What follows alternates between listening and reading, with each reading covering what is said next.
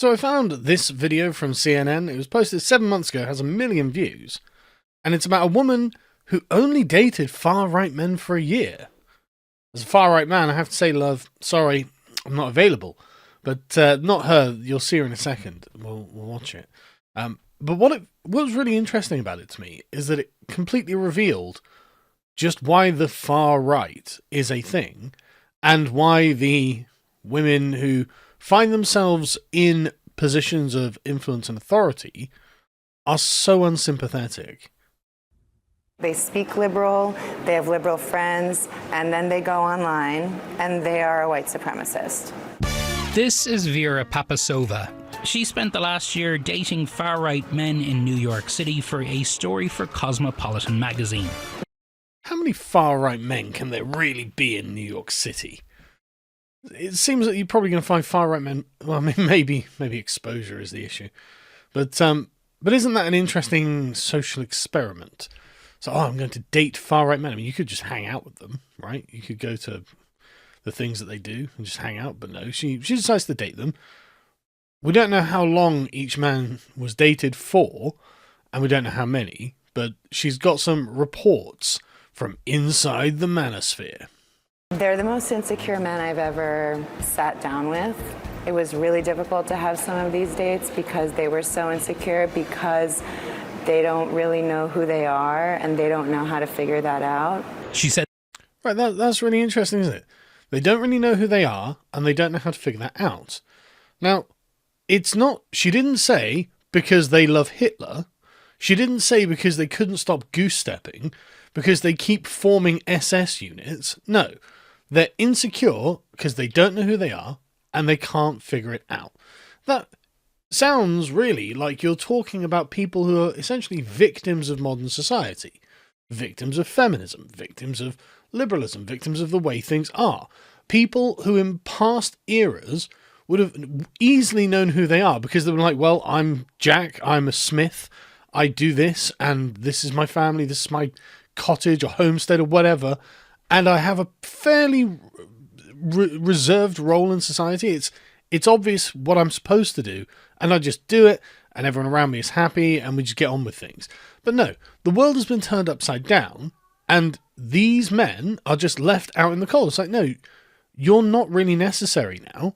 We don't need you, and we're not sympathetic to you at all, and so we're going to call you far right. But as she'll tell us later on, they're not even that bothered about politics. What's really the issue is that society has made them redundant. And of course, if a man can't get status, he can't get a wife. If he can't get a wife, he can't start a family and be integrated into society. And so this increasing number of young men, not just young men, who are at odds with the way that the modern world has made them and has failed them, frankly, are lost. And I don't want to say there's an incel revolution coming, but it's not fair what's been done to them. And this is essentially the theme of what she says to us in all of this, because you'll notice it's like far right men. There's the tone of scary, intimidating, organized far right ideology or something like that, but that's not what she ends up talking about at all.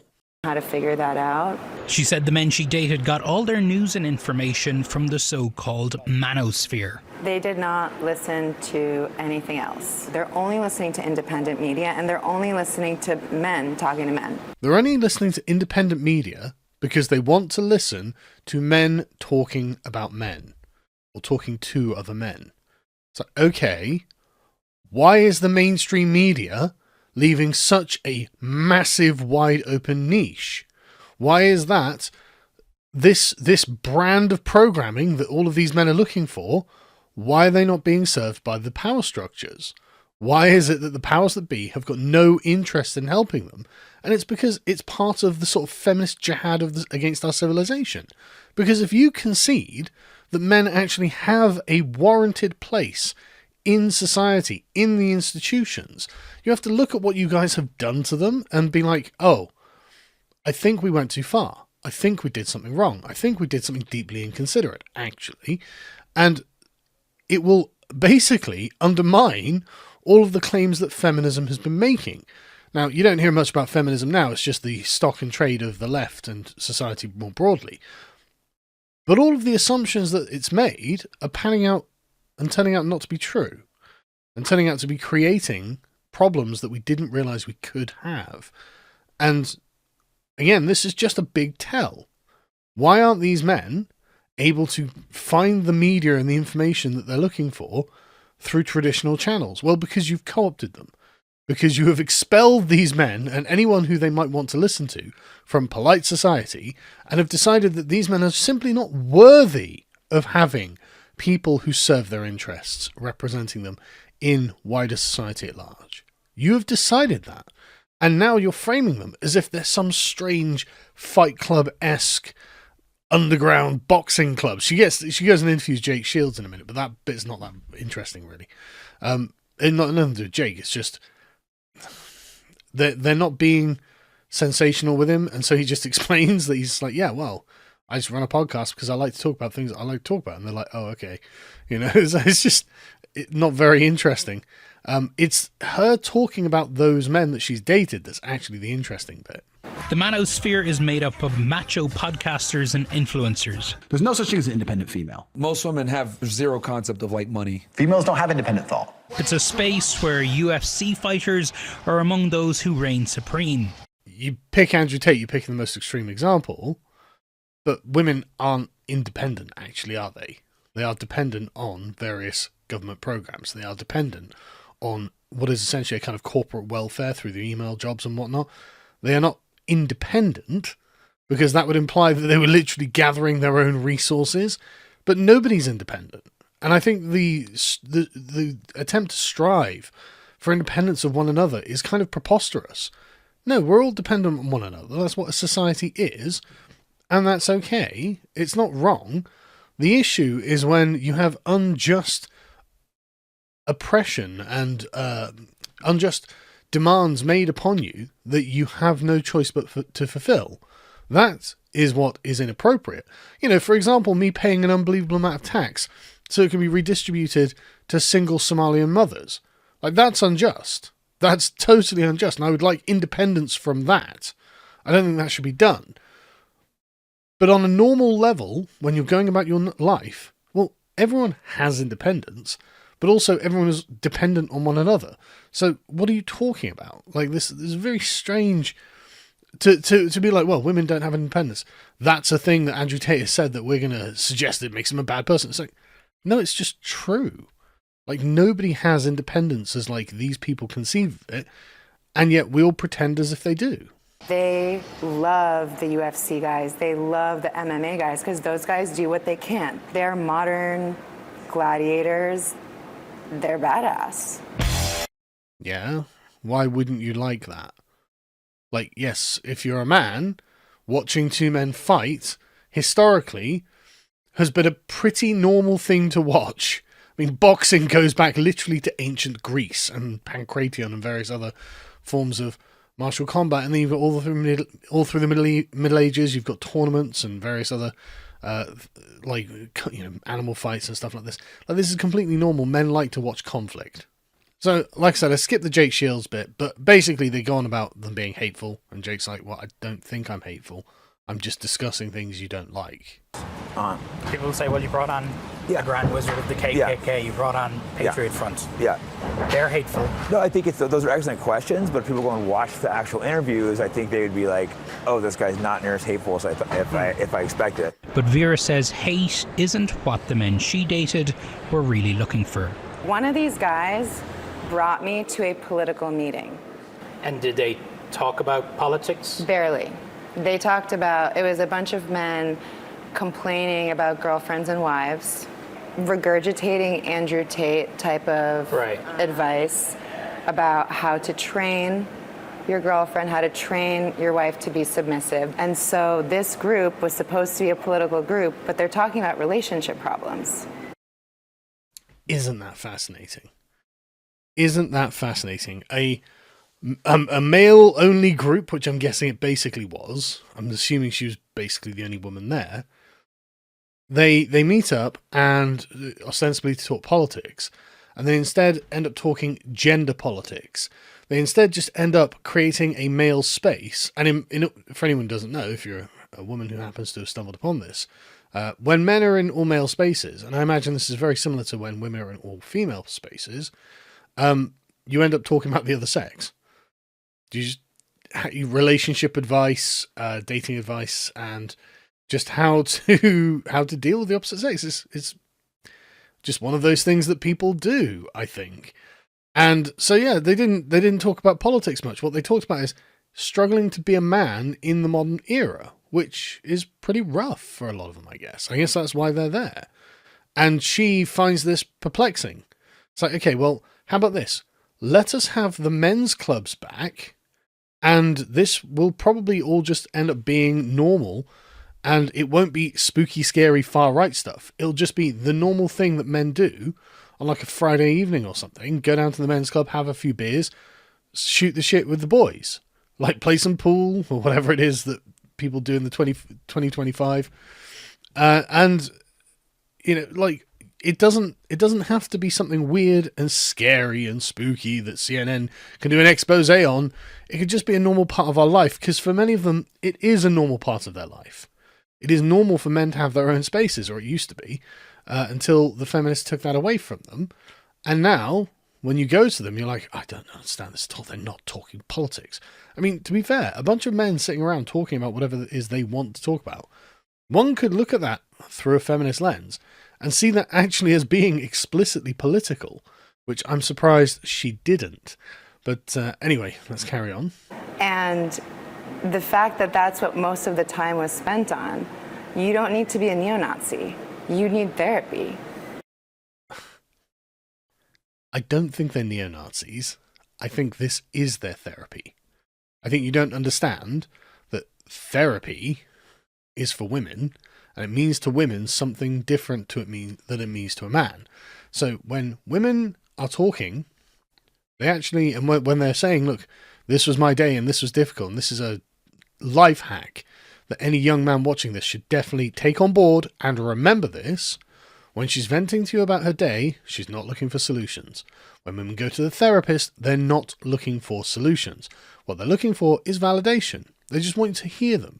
They just want to feel heard and that you listen to them, and they will pay hundreds of dollars an hour to have this privilege from some stranger. Pretend that they give a fuck. And that's literally, it's literally all that is, and that is for women. And what this is, when men get around and say, I have a problem with something, well, men are not looking for validation, actually. What men are looking for is solutions. Men want solutions to problems, which is why when a woman starts venting to a man, he's like, oh, okay, I think I can fix this. And she's like, I don't want you to fix it. And the man's like, well, what the fuck are you telling me? Because men and women just communicate differently. And she went to somewhere that she doesn't understand, watched these men communicating, and was like, wow, these people really need validation from a therapist. No, that's not what they need. What they need is basically to be left alone. Let them get on with it. They'll solve their problems and they'll get on with things. And as you say, you know, they're not neo-Nazis. They didn't really talk about politics. What they are men dispossessed by modernity. And actually, they deserve a bit of sympathy, I would think. The Appeal of Jake's podcast speaks to a need among young men in this country that Vera says can't be ignored. You have to incentivize someone to want to be better. You can't just say, let's make men better. Better by whose standard? By your standard. By what you think is better. Because you currently hold the whip hand in society. The society you live in is geared towards making you, a woman, privileged over them, the men. And I'm sorry, I'm sure they don't think that they are substandard or inferior or anything like that. I think they are wondering, why is society so geared against me just because I'm a man? What have I actually done wrong? And the answer is, you just haven't been a woman. That's basically all this boils down to. You don't think like a woman, you don't act like a woman, and therefore you are in some way defective. And she thinks you should go to therapy. Now, what's interesting about therapy, And this is what annoys me about therapy. I really don't like the concept of therapy, because all it is to get you to essentially realign your expectations and come to the conclusion that the status quo is acceptable.